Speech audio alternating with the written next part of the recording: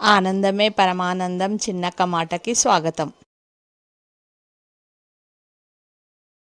అందరికీ నమస్కారం అండి. ఈరోజు మనము చేసుకోబోయే వంటకం ఆహా ఏమి రుచి అనరా మై మరచి, రోజు తిన్నా మరి మోజే తీరనిది. తాజా కూరలలో రాజా ఎవరండి, ఇంకా చెప్పాలా వంకాయేనండి. అర్థమైపోయిందా? మనం చేసుకోబోయే వంటకం వంకాయ. ఈ పొడుగు వంకాయను ఇలా మనం సన్నగా పొడుగ్గా కట్ చేసుకోవాలి. కట్ చేసుకొని ఉప్పు నీటిలో వేసుకోవాలి.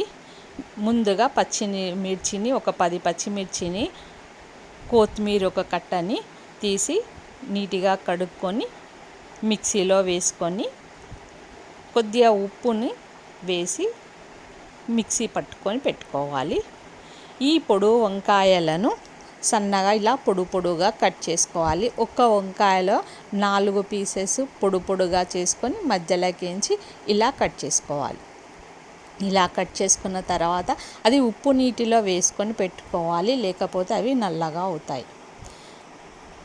స్టవ్ వెలిగించుకొని బాండ్రీ పెట్టుకొని దాంట్లో ఒక 2 గంటల వరకు ఆయిల్ పోసుకోవాలి. ఆయిల్ ఎక్కువగానే, ఇది ఫ్రై కనుక ఆయిల్ ఎక్కువగానే పడుతుంది. ఈ ఆయిల్ వేడైన తర్వాత ఇందులో జీలకర్ర, ఒట్టి మిరపకాయలు,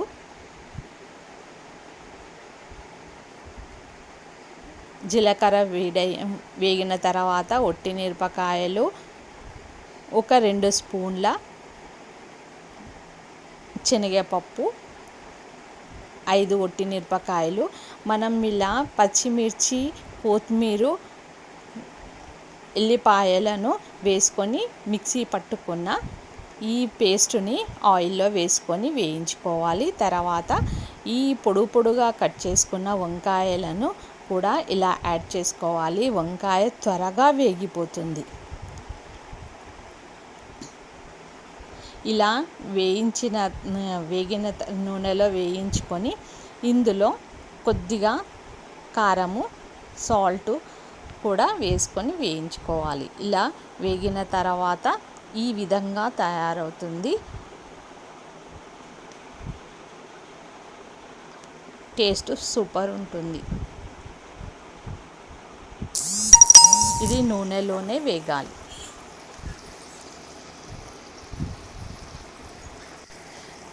ఇది మనకు 10 నిమిషాలలో ఈ కూర రెడీ అయిపోతుంది. ఇది అన్నంలోకి, చపాతీలోకి సూపర్ ఉంటుంది. ఈ వంకాయ తినడం వల్ల చెడు కొలెస్ట్రాల్ తగ్గుతాయి, బరువు కూడా తగ్గుతుంది, జీర్ణక్రియకు మెరుగుపరుస్తుంది. ఇది అధిక రక్తపోటును తగ్గిస్తుంది.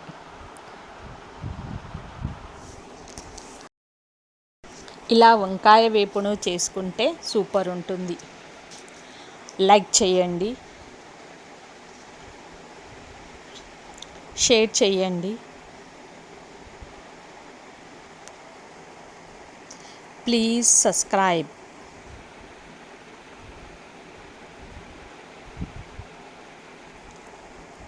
Thank you for watching.